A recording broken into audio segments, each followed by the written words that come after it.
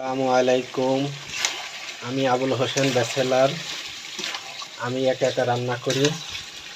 আমি এখন 1 কেজি গরুর গোশত রান্না করছি। তা গরুর গোশত রান্না করছি, গরুর গোশতটা ভুনা করতেছি। আমি একাই খাবো। তা আমার গরুর গোশতটি রান্না যারা দেখতেছেন, এই রান্না যদি মনে হয় যে হলুদ কম হয়েছে কিংবা কালারটা একটু সাদা হয়েছে, তাহলে একটু কমেন্টে একটু বলে দিবেন। কারণ আমি তো পুরুষ মানুষ, আমি তো রান্না করতে জানি না। তারপরেও আস্তে আস্তে ইউটিউব দেখে আমি রান্না করতেছি, কিন্তু কড়াইটা এদিক ওদিক যে জাকি খাচ্ছে। কিন্তু কড়াইটা জাকি খাচ্ছে, এখন আমি কি করব?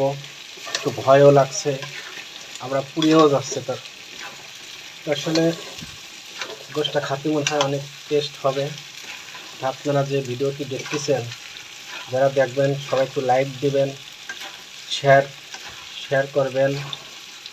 হ্যাঁ, আর আপনাদের সবাই দাওয়াত হলো, আমার বাসায় আসেন, আমি এইভাবে গোশত রান্না করব। কিন্তু আমার কড়াইটা খালি দরাদরি করতেছে,